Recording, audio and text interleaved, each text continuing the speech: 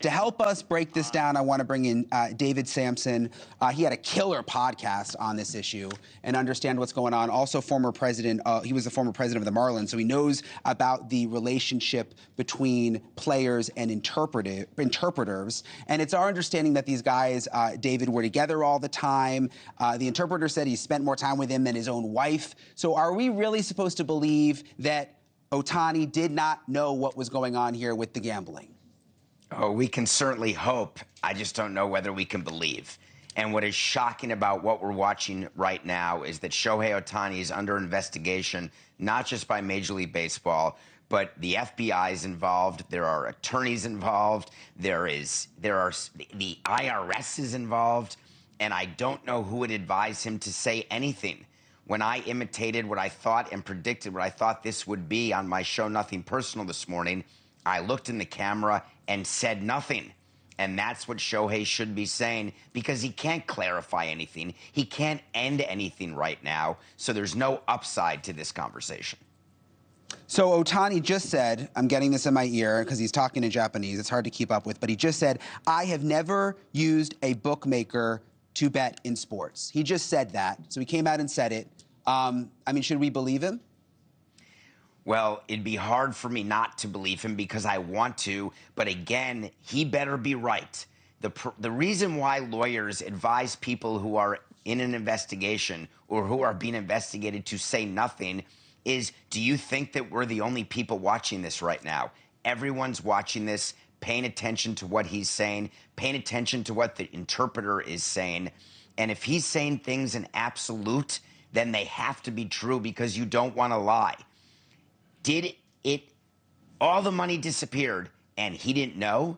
His name is next to wires, purportedly. The LA Times, ESPN are reporting that there were wires that had his name associated with them.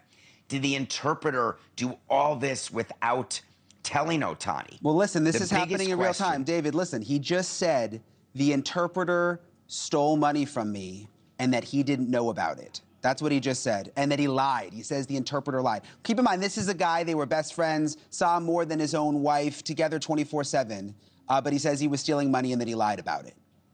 Keep in mind, the interpreter on Tuesday night said Ohtani was aware of all of it and then changed his story for Wednesday. He recanted the entire thing. So it's hard to know who's telling the truth. Yeah. I don't understand how a bookie would take $4.5 million of losses from someone who doesn't have the money and wouldn't be able to cover those losses. He stole the money from Ohtani.